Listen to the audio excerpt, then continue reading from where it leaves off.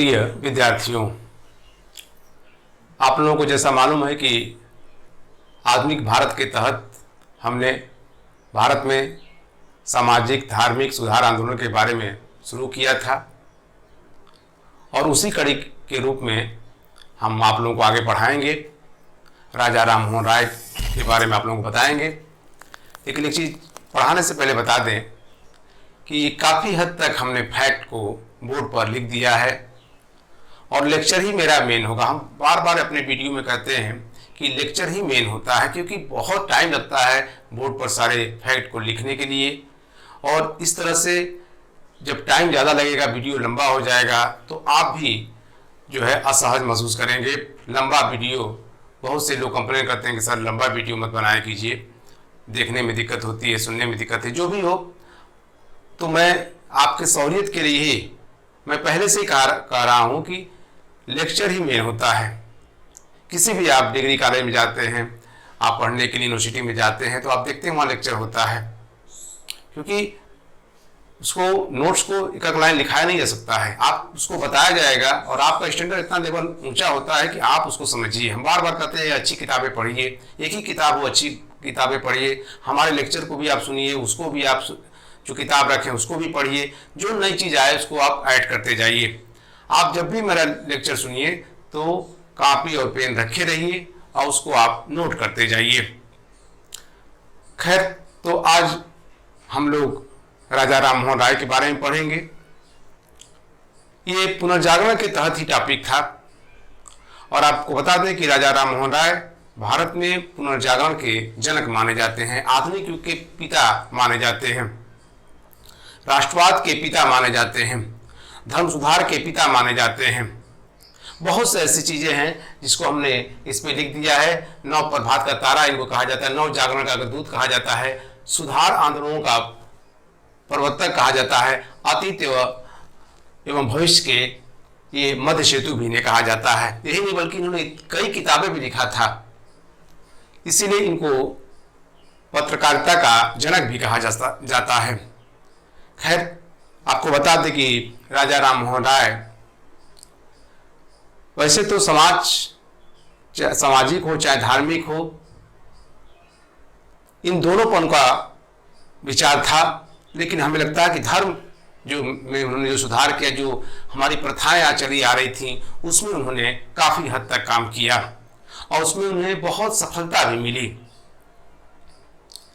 ये इनका जन्म 1772 में बंगाल में हुआ था और ये ब्राह्मण परिवार से थे। जो भी बुराइयां दूर करने का प्रयास हुआ भारत के इतिहास में, तो जिन लोगों ने थोपा था उन्हीं लोगों ने दूर करने का प्रयास भी किया। उन्हीं वर्ग से लोग निकले थे, चाहे वो महात्मा बुद्ध हो, चाहे महावीर स्वामी हो, ये उन्हीं लोग के वर्ग से निकले थे।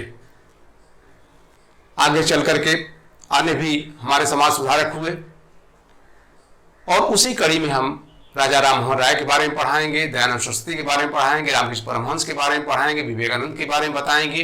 ये उन्हीं लोगों के वर्ग थे और जब उनको लगा कि नहीं ये गलत है और ये सही है, तो उन्होंने आगे आकर समाज को आईना दिखाने का काम किया। उनको एक तरह से मार्गदर्शन दिया कि देखो भाई ये सही है, ये गलत है। तर्क के आधार पर, विज्ञान के आधार पर उसको कसने का प्रयास किया।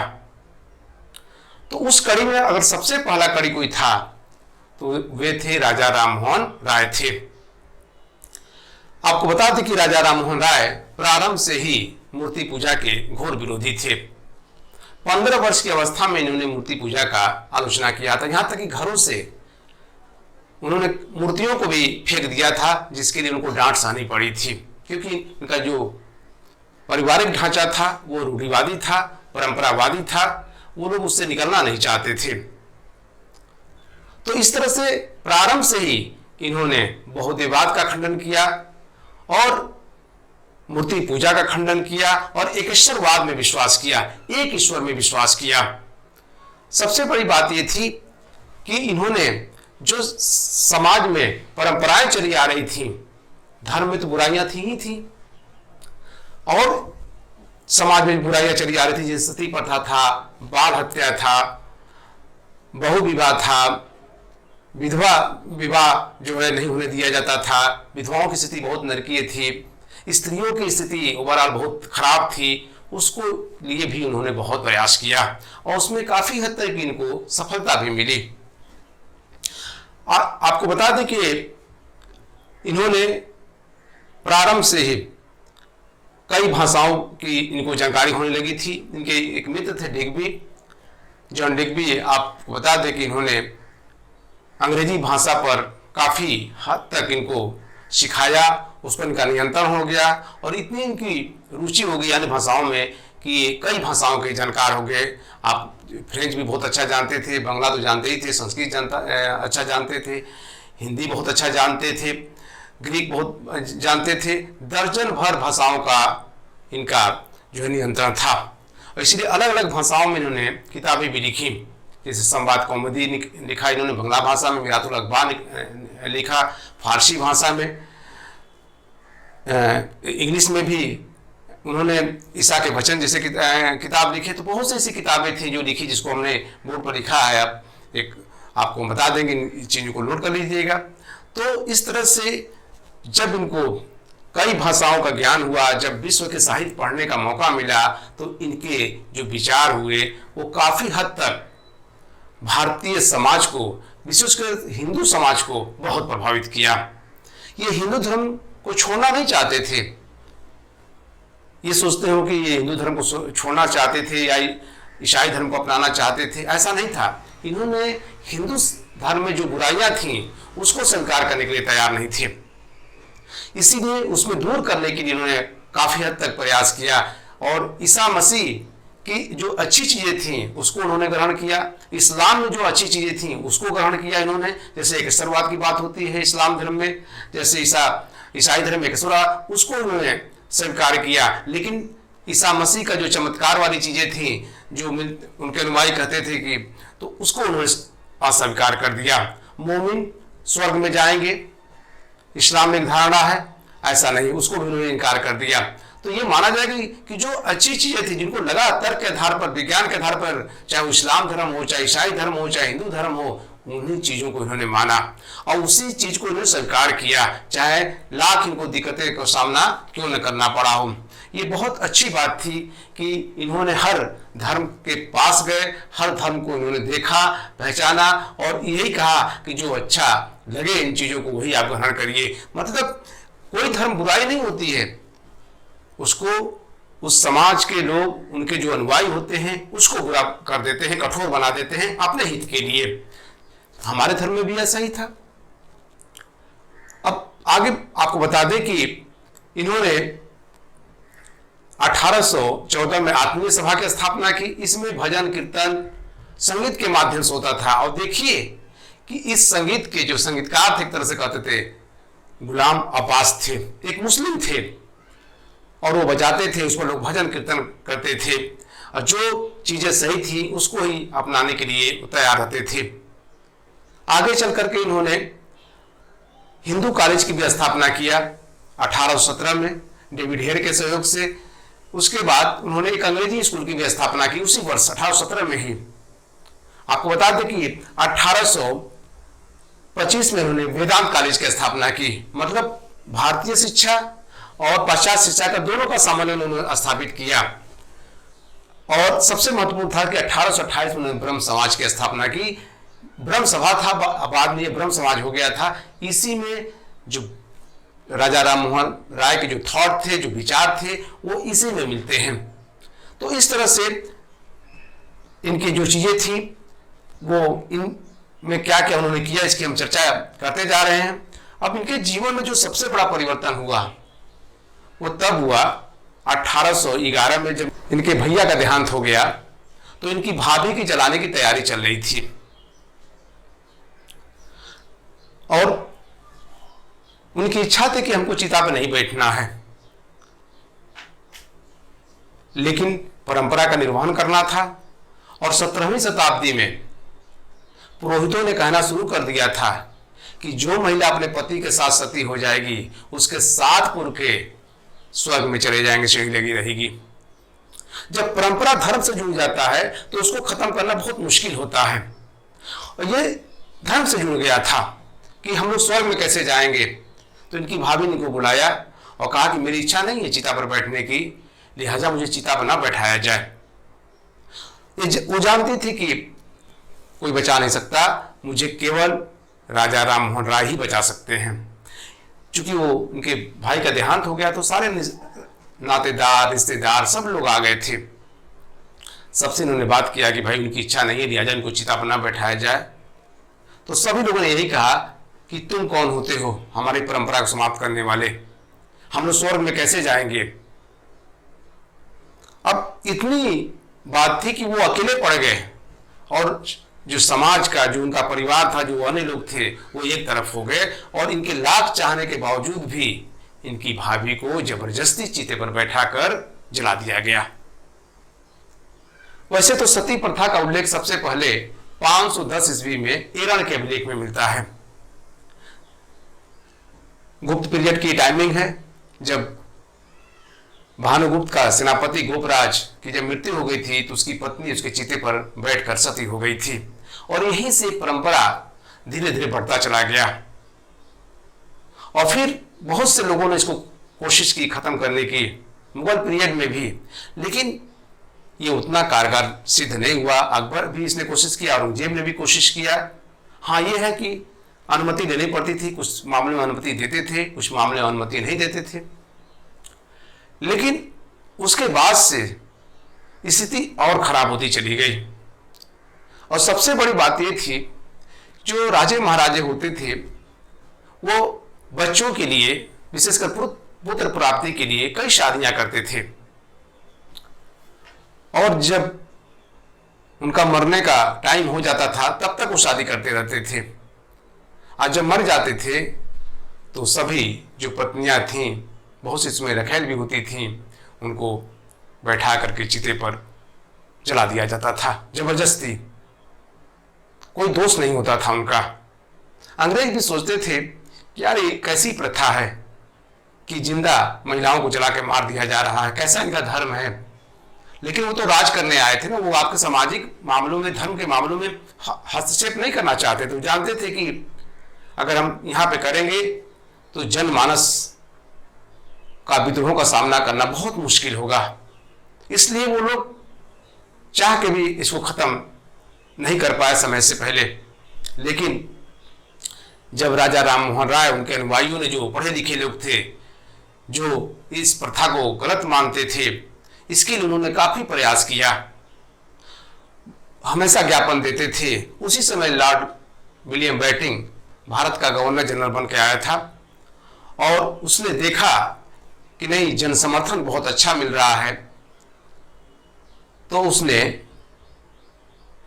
1829 में, आपको बता दें ये टाइमिंग बड़ा, 4 दिसंबर 1829 को धारा 17वीं के तहत सती प्रथा पर प्रतिबंध लगा दिया गया और जो उकसाएगा, जो जाएगा, जो भी लोग उसमें शामिल रहेंगे उनको कठोर दंड दिया जाएगा। कोई भी कानून जब बनता है तो लोग ध्यान नहीं देते हैं, लेकिन जब कानून का डंडा चलता है तो लोग ध्यान देना शुरू कर देते हैं। वैसे ही था, कानून बन गया था लेकिन लोगों को कोई फर्क नहीं पड़ा। और इसके पहले राजा राम मोहन राय लगातार शमशानों पर जाकर के लोगों, जो जिनके घरों में देहांत हो जाता था पुरुषों का, उनको समझाते थे कि आप ऐसा ना करें। उसमें कई चीजें देखने को मिलती हैं। एक तो परंपरावादी था, धर्म से स्थायी था। लोग गहनों के चक्कर में भी उकसाते थे कि भाई स्त्री जब जल जाएगी तो जो गहना उसमें जो जलाया जाता है, वहां पे आप जानते हैं पहले लोग जितनी भी गहना स्त्री हो चाहे पुरुष पहने रहते थे उसको निकाला नहीं जाता था, उसी तरह से जला दिया जाता था। आज भी आप कहीं वहाँ पर जाइए घाटों पर, विशेषकर हम बनारस की मणिकर्णिका की बात करें, मैंने खुद आंखों से देखा है वहाँ पे कि लोग सोने चांदी के चक्कर में घंटों नदी के अंदर वो उसको ढूंढते रहते हैं। ये भी एक चीज़ें थी।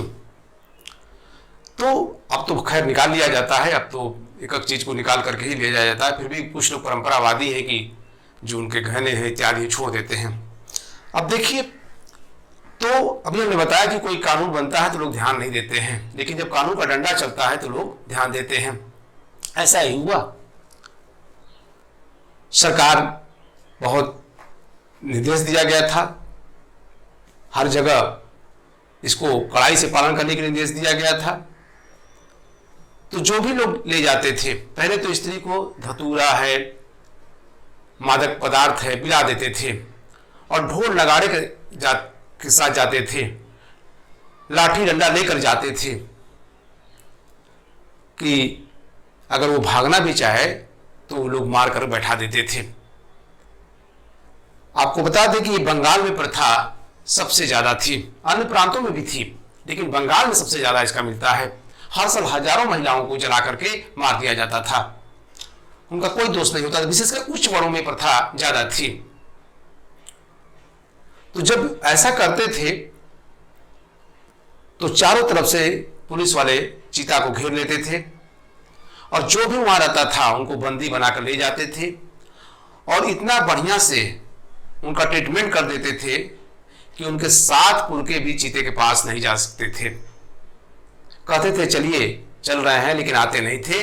ये प्रथा बहुत कम समय में, आपको बता दें, बंगाल में सफल हो गई कि अब कोई मेन जो मुख्य जहां पर जलाया जाता था वहां पर घटनाएं एकदम बंद हो गई। लेकिन ये छिटपुट घटनाएं होती रहती थी, जैसे दूर दराज तक नदी बह रही है, गांव वाले जलाकर क्या करते थे, भाग जाते थे। और इसकी सफलता को देखते हुए लॉर्ड विलियम बेंटिंक ने 1830 में पूरे भारत में क्या कर दिया, लागू कर दिया। इस तरह से एक घृणित प्रथा थी जिसको क्या किया गया, लॉर्ड विलियम बेंटिंक द्वारा समाप्त किया गया और उसमें योगदान था राजा राममोहन राय का। ये बहुत बड़ी बात थी। दूसरी महत्वपूर्ण बात बता दें आप लोगों को कि शिशु हत्या, बाल हत्या, वैसे तो कानून बना था, लेकिन जन्म लेने के कुछ ही दिनों के बाद विशेषकर शिशु हत्या मतलब समझिए लड़कियों की हत्या कर दिया जाता था। उसके कई कारण माने जाते हैं। इस पर भी राजा राममोहन राय उनके अनुयायियों का बहुत अच्छा काम किए और आगे चल करके इसको भी क्या कर दिया गया, समाप्त कर दिया गया कि बाल हत्या अपराध घोषित किया गया।